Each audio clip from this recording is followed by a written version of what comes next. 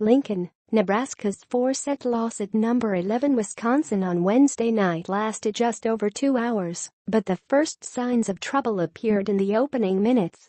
The Badgers stuffed Nebraska on 2 of the first 5 points. New didn't score its first kill until the 11th rally, and at the end of the first set, the Huskers had just as many attacking errors, 7, as kills. For whatever reason, we couldn't get anything going and couldn't get any momentum, Nebraska coach John Cook said. Wisconsin was playing really well. They kind of overwhelmed us. So the fourth-ranked Huskers, 13-4, 6-1 Big Ten, had plenty to work on in the 2 days of practice leading up to Saturday's 6 p.m. tilt with number 16 Purdue, 15-3, 5-2, another physical Big Ten opponent that can swing toe-to-toe with anyone in the country. Purdue's .341 hitting percentage is third nationally, second in the conference to Penn State, which leads the country. The Boilermakers' 6'4" senior outside hitter Danielle Catino leads the Big Ten in kills during conference matches, 4.86%, and she has an imposing complement on the right side in 6'5" Long Beach State transfer Sheridan Atkinson, 3.31 kills per set for the season. They're a big, physical team, new outside hitter Michaela Folk said, and I think we're going to have to get up and get after it. Nebraska may be able to find a blueprint in dealing with Purdue from the Boilermakers' own Wednesday loss, a sweep by number 6 Minnesota. In Minneapolis, the Gophers held Purdue to .224 hitting, and Catino had 7 errors to blunt her match-high 15 kills. Purdue is trying to set the conditions to replicate Wisconsin's big win over the Huskers. The match will be played in Mackey Arena, the school's 14,000-seat basketball facility, instead of the intimate volleyball venue, Holloway Gym.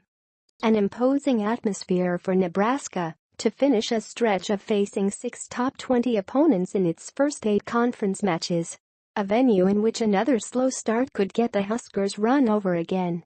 We've had a really tough schedule, and it's hard to play at a really high level every night against these teams. It's really tough to ask, Cook said. Hopefully we'll learn from the Wisconsin match with the intensity and the emotion we're going to have Saturday night. Folk said Wisconsin, which ended a 3-match losing skid of its own, showed more urgency than the Huskers Wednesday night. When faced with that intensity deficit, Nebraska's breakdowns across the board got the Huskers steamrolled in the first 2 sets. By the time Nebraska snapped out of its funk and won Game 3, Wisconsin needed to take only one more set to hand New its first Big Ten loss. The Badgers finished it off by making a few more plays than the Huskers late in a nip-and-tuck Game 4. Cook said Nebraska's sluggishness wasn't confined to one area of play. Poor first contacts put setter Kelly Hunter in a difficult position and limited her distribution options. Hunter, too often, didn't better the subpar passes, and the Husker attackers didn't bail the team out.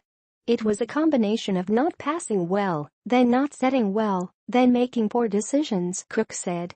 It was a 3-step process. Not all points carry an equal emotional weight.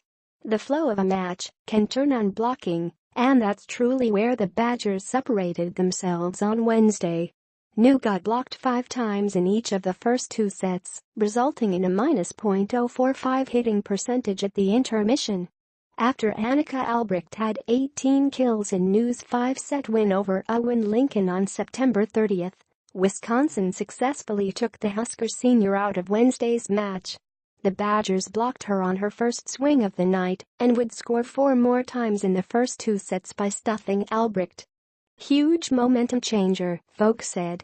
And I think that's something we didn't do very well for them, is we didn't really get a lot of blocks early on, so they were swinging away and swinging fearless. The Huskers recorded only 1 of their 7 blocks in the first 2 sets, too often leaving Wisconsin hitters with large seams or inviting spaces between blockers' arms and the net. Other times, the Huskers got too close to Wisconsin's side, wrinkling Cook's brow with 6 net violations. We were undisciplined, Cook said. We weren't where we hoped to be. We let them off the hook too many times.